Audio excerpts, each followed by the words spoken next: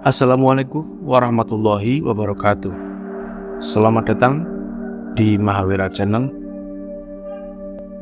Kali ini kita akan bercerita horor. Pernah dengar kasus seperti ini nggak? Ada orang yang tiba-tiba diikuti, ditempeli, atau bahkan sudah menempel dengan sosok-sosok yang tak kasat mata hingga dijadikan wadah. Kali ini saya akan bercerita mengenai kasus yang semacam itu. Sebut saja namanya adalah Risa. Di tahun 2019 silam, aku pernah menginap di sebuah gubuk yang nyaman untuk ditempati. Namun ternyata memiliki kisah yang tidak banyak diketahui oleh orang-orang. Rumah ini berada di pinggiran desa di sekitaran Pekalongan, Jawa Tengah. Perjalanan ini dimulai ketika aku mengunjungi rumah salah satu anggota keluarga aku di sana. Karena kebetulan ada salah satu dari anggota keluarga yang hajatan, jadi aku menyempatkan diri untuk datang sekaligus mempererat kembali tali silaturahmi yang sudah lama putus. Kedatanganku di tempat itu tidaklah lain dan bukan hanya untuk menghadiri acara pernikahan saja. Alhasil, aku menginap di rumah almarhum kakek dan almarhum nenek. Karena tidak ada satu anggota dari keluarga yang mau menempatinya, alhasil rumah ini hanya dibersihkan saja dan dijadikan tempat sebagai singgah.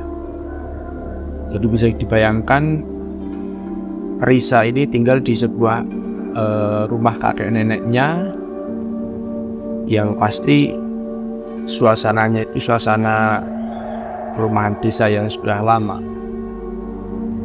Jadi aku datang di hari H sebelum acara dimulai.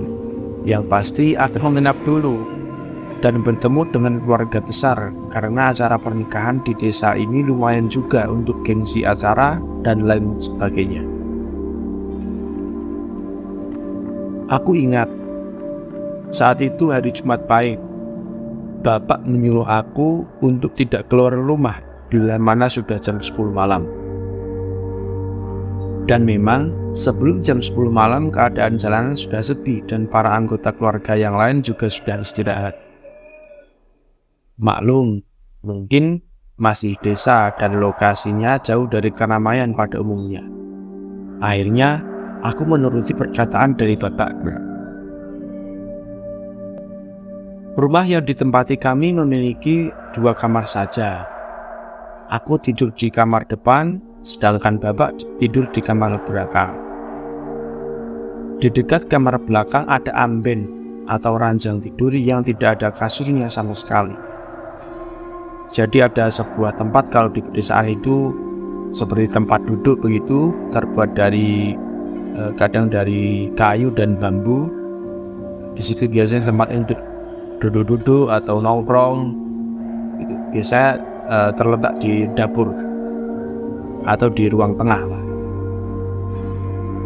Bapak bilang, sewaktu nenek dan kakek masih hidup, amben itu dipergunakan untuk tempat peristirahatan mereka berdua. Wah, jam menunjukkan pukul 21.45 waktu Indonesia Barat, jam 10 kurang seperempat ya. Aku langsung menarik selimut dan berusaha untuk tidur. Namun baru saja aku memejamkan kedua mata, telinga aku menangkap suara adukan sendok di dalam gelas berisi air. Bunyinya sedikit mengganggu. Aku pikir itu bapak aku yang sedang membuat wedang kopi atau minuman hangat lainnya untuk penghangat tidur. Aku penasaran. Aku bangkit dari kamar tidur, lalu membuka pintu kamar dan menengok ke arah ruang belakang. Dan benar saja, bapak sedang mengeduh kopi dan dia duduk tepat di amben atau ranjang tidur kosong tersebut. Bapak yang melihat anak perempuannya masih terbangun kemudian menanyakan, "Kenapa belum tidur, Bu? Udah malam ini." Risa nggak bisa tidur gara-gara suara adukan wedang Bapak. Oh iya, maaf ya. Memang ini sudah waktunya buat wedang kopi. Kopi? Bapak malam-malam gini minum kopi? Kataku. Ini kopi hitam tanpa gula, jadi aman. Itulah kira-kira percakapanku dengan. Ada yang aneh. Tidak seperti biasanya, Bapak membuat kopi hitam tanpa gula. Setauku, Bapak selalu membuat kopi dengan campuran gula, walau kapasitasnya tidak terlalu banyak. Selain itu, Bapak juga tidak membuatkan satu wedang kopi saja, melainkan dia membuatkan 3 wedang kopi yang dijejerkan melingkar tepat di sebelah amben, di sekitar amben. Aku tidak mau kembali bertanya atau menaruh curiga sedikit. Pikiran yang terbenak saat itu adalah mungkin Bapak ingin begadang sampai pagi, karena mengingat ini adalah acara hajatan dari sepupunya sendiri. Aku kembali masuk kamar untuk tidur. Di tengah malam, entah mengapa nyamuk di kamar terus menggigit lengan dan bagian wajah. Aku kembali terbangun dengan rasa kesal. Aku kembali bangkit dari kasur dan mencari sesuatu yang bisa dipergunakan untuk mengusir nyamuk. Sayangnya, saat itu perlengkapan seperti obat nyamuk tidak aku sediakan sebelum tidur. Alhasil aku kembali merobohkan diri di kasur. Namun, dahi aku tiba-tiba mengkerut sewaktu kedua telinga ini menangkap sebuah obrolan seorang pria yang aku kenali, karena suaranya yang sangat familiar. Ya, benar. Bapak aku sudah mengobrol dengan orang lain di tengah malam seperti ini.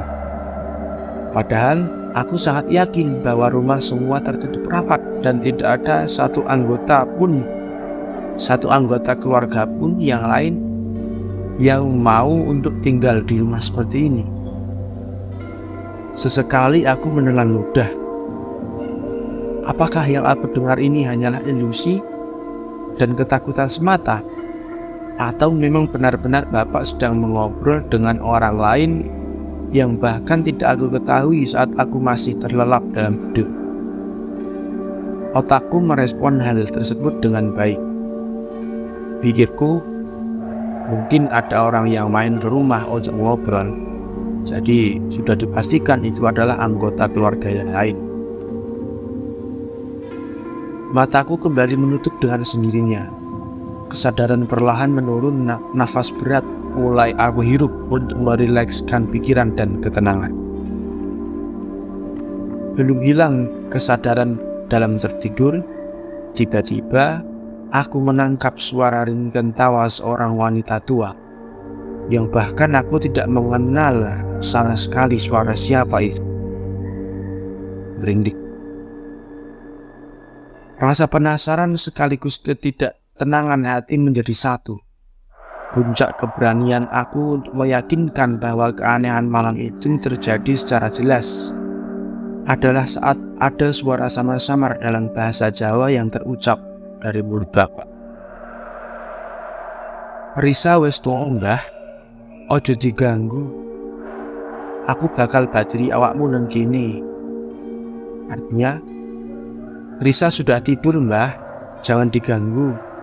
Aku bakal temani kamu di sini. Aku yang mendengarkan kalimat itu langsung terbangun, lalu beranjak bangkit dari tempat tidur. Tanganku segera menggapai daun pintu dan membukanya secara perlahan tanpa sedikit pun suara yang dihasilkan. Langkah kakiku sedikit diangkat agar tidak menimbulkan suara gesekan di lantai. Sembari tangan merayap ke tiap dinding, aku mencoba mencari tahu siapa orang yang saat ini sedang ngobrol dengan Bapak. Sampai akhirnya aku mengintip pelan di sudut tembok. Mataku terperanjat melihat dua sosok orang dengan wajah dan seluruh tubuh yang pucat, kedua mata yang putih, hingga tatapan yang mengerikan sedang mengobrol dengan Bapak. Di dekatnya sudah terdapat gelas berisi kopi hitam yang sudah setengahnya habis. Aku pikir batang kopi hitam yang dibuatkan bapak adalah untuk mereka berdua. Aku segera menutup mulut dan berjalan perlahan kembali ke kamar. Aku baru saja melihat sesuatu yang mustahil bilang itu adalah manusia. Keesokan harinya, aku hanya terdiam tanpa sepatah kata pun. Aku mencoba untuk tidak ingin mencari tahu dan meminta kepada bapak untuk menginap di rumah anggota keluarga yang lain. Ternyata kecurigaan yang aku dapatkan ini sudah diketahui oleh bapak. Bapak kemudian menanyakan sesuatu kepadaku. Apa alasan kamu gak mau tidur lagi di rumah Simbah? Kamu ketakutan semalam? Aku terkejut karena pertanyaan itu. Bapak langsung meminta kepadaku untuk menceritakan apa yang baru saja dilihatnya. Bapak sudah tahu apa yang kamu takutkan, tapi Bapak mau kamu yang cerita. Aku memberanikan diri untuk menceritakan keresahan dan ketakutanku sewaktu melihat sosok-sosok yang menakutkan itu. Semalam, Risa kebangun karena nyamuk. Terus dengar bapak ngobrol sama seseorang dan ngomongnya pakai bahasa Jawa. Bapakku hanya terdiam. Sebenarnya bapakku sudah tahu kalau aku ngintip semalam tadi. Bapakku bilang, "Bapak tahu kamu ngintip. Tadi 2 orang yang kamu lihat itu tahu kalau kamu ngintip." "Hah? Beneran, Pak?" Bapak hanya mengangguk dengan wajah yang sedikit resah. Tiba-tiba bulu kuduku merinding seketika saat mengetahui pernyataan bapakku terkait 2 orang yang mengetahui bahwa aku mengintip secara diam-diam. Pas kamu ngintip, mereka tahu. Mereka mau tidur bareng kamu, tapi bapak tolak. Bapak nggak mau mereka nempel di kamu. Jadi bapak yang urus mereka sampai kopi hitam buatan bapak habis diminumnya. Setelah itu mereka menghilang dan kembali lagi ke alamnya. Mereka itu siapa, Pak? Kenapa bapak ngobrol dengan mereka? Mereka bukan manusia, kan? Mereka itu adalah ingonan dari Simbah Mundo. Gak ada yang mau pelihara mereka berdua di keluarga Simbah. Yang bapak takutkan, mereka ngamuk terus membuat malapetaka sama anggota keluarga yang lain. Makanya setiap Jumat Pahing, bapak selalu pulang ke sini sampai mereka mau dilepaskan. Aku hanya terdiam mengetahui kejadian yang sebenarnya. Akan tetapi, mengapa mereka berdua sangat ingin tidur bersamaku? Terus kenapa mereka mau tidur sama Risa? Kata bapakku gini, "Kamu anak getih anget, mereka mau nempel sama kamu." Tapi bapak bilang, kalau kamu nggak bisa dijadiin wadah. Makanya ini tugas bapak buat gagalin kalau kamu jadi wadah selanjutnya. Aku hanya terdiam saat bapak menjelaskan kebenarannya. Walau memang terasa pahit, tapi aku pastikan bahwa keinginan bapak sangat mulia untuk bisa mewujudkan keberhasilannya agar aku tidak menjadi wadah selanjutnya untuk memberi makan kepada ingon-ingon atau peliharaan milik Simbah. Sekian cerita dari kami.